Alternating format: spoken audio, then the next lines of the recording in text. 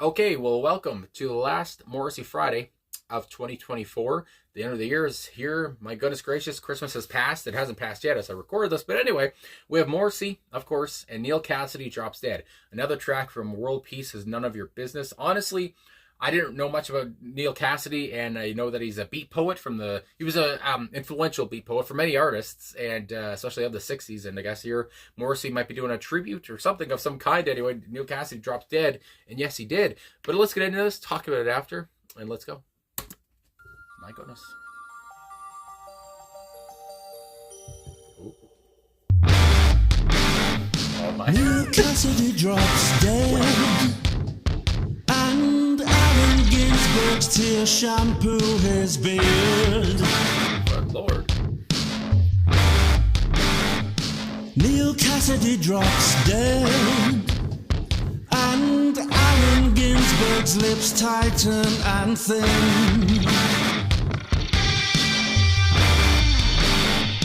Neal Cassady drops dead, and Allen Ginsberg's hose down in a barn.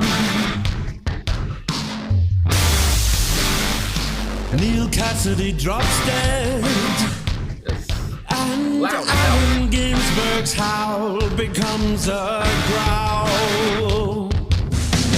Everyone has babies, babies full of rabies, rabies full of scabies. Scarlet has a fever, Ringo's full of ringworm, angel of distemper. The little fella has got rubella, nipper full of fungus, junior full of gangrene. Mine is melanoma, tyke full of gripe, whippersnapper scurvy, urchin made of acne. Get that thing away from me.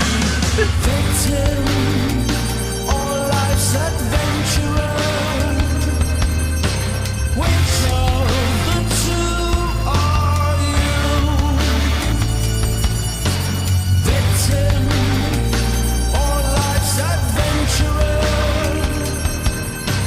which of the two are you?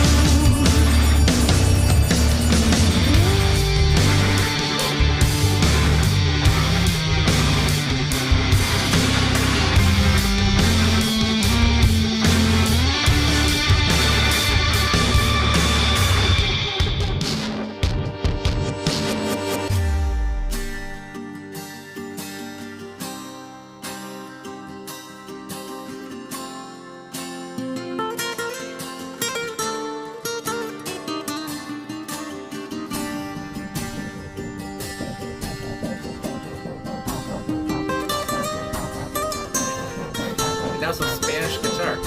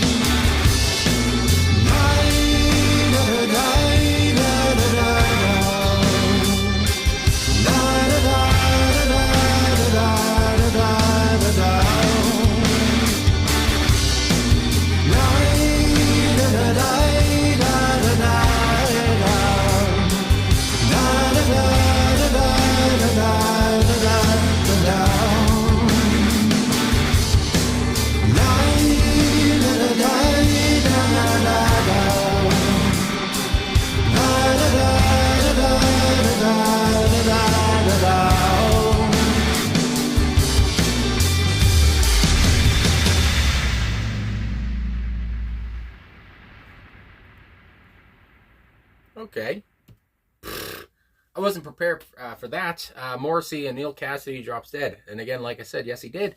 But 1968. But as the song started off, there was that that twinkling synth, you might say. I think, if I can think back now. But it was a magical start. And honestly, it reminded me of Christmas. The first like 3 seconds of the song, and maybe it is because it is Christmas as I do this, but or the 24th anyway, Christmas Eve. But there was that, magical for, again, a few seconds, and then all of a sudden, here we go with the guitars, the slashing guitars, the crunchy guitars, the chugging guitars, however you want to put it, which came in throughout the whole track, slashed in throughout the whole track, and I wasn't ready for that.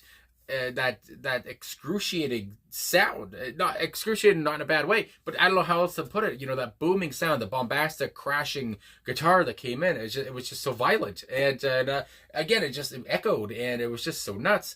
And you want to talk about nuts? The whole song seems to be nuts, and I don't know if these lyrics are, obviously he's saying something. Yes, I mean, my goodness. I don't know if you want to put it in the way of, the Cocteau Twins and what Liz Fraser says, in that way, she's saying something. But anyway, these lyrics are they nonsense? Or, I mean, when he talks about, are you the victim or are you not? I can't remember what he says now. We'll get to the lyrics soon anyway. But he's asking a question here too and talking about, because, of course, I do know, like I said, Neal Cassady was a beat poet. Allen Ginsberg was another one, very influential figures in that field. Again, they influenced artists. They, with the whole psychedelic and counterculture movement, they were a part of that. And just talking about how, as I read on Genius.com as well, how Allen, I guess, and Allen and Neal had an on and off kind of sexual relationship. Again, I didn't know about this stuff.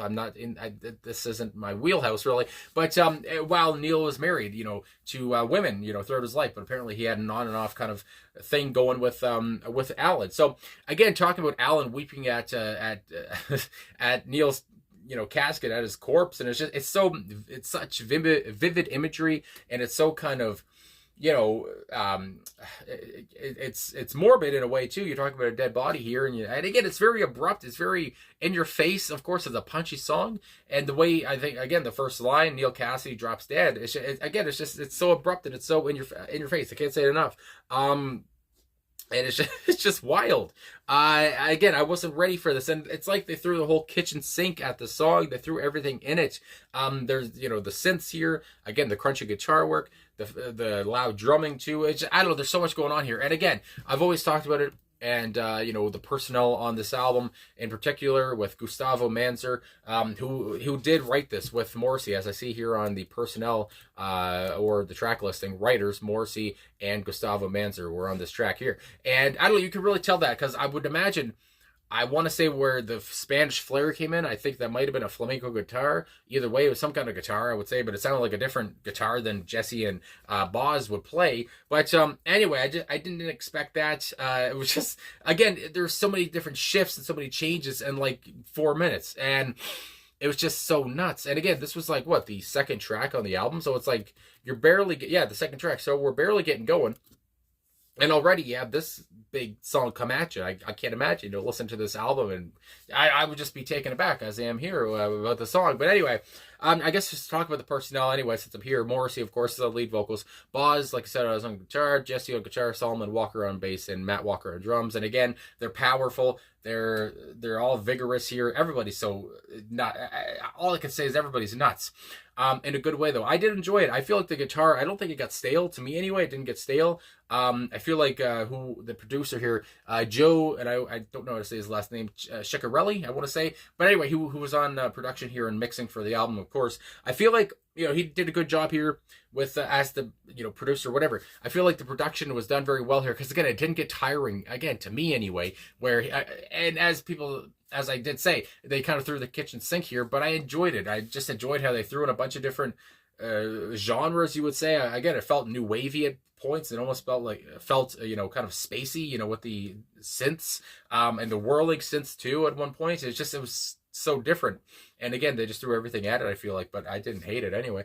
And of course, like I was saying, Gustavo, who was on keyboards here, and maybe a flamenco guitar, but he's on so many different instruments. And like I was saying earlier, that's one thing I've always come across, because again, on this album, he's on keyboards, piano, organ, synths, trumpet, accordion, flamenco guitar, didgeridoo, cue chord, and backing vocals. So again, he was doing the most.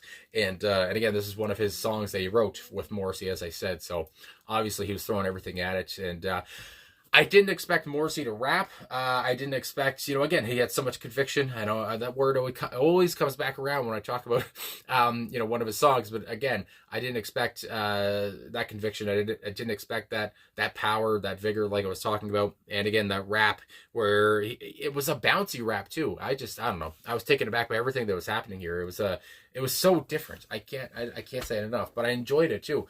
And when I talk about the rap, that's where I think the nonsense comes in, because I'm like, what's he talking about? What's he talking about? And it's just so nuts. But anyway, let me get into these lyrics, I guess. I was going to get into the lyrics, but then a guy showed up at my door here. So anyway, but let's get into them now. So Neal Cassady drops dead. Again, very abrupt, I feel like. And just very sudden a way to start. And Allen Ginsberg's tears shampoo his beard. You want to talk about how these guys inspired some psychedelic stuff. That lines kind of seems psychedelic, these tears shampoo his beard, just so different. And again, these lyrics are kind of weird. Neal Cassady drops dead. He keeps getting that point across through the whole track. And Allen Ginsberg's lips tighten and thin. Again, I guess he talks about what Allen went through when his old friend here died. Neal Cassady drops dead, and Allen Ginsberg's hosed down in a barn, almost like he's an animal or something. Again, I'm not up to date on all these people very well, so I don't know if that's a reference or what. But anyway, it sounds like a barn animal. Neal Cassady drops dead, and Allen Ginsberg's howl becomes a growl. Now, I do know howl, as it's put here in an annotation on Genius.com as well, is Allen Ginsberg's most famous poem. So I guess, there's just reference to that. His howl becomes a growl all of a sudden. Maybe, again, because he's angry about Neal's death or what. But anyway, yeah, I guess the whole point is to get you thinking anyway.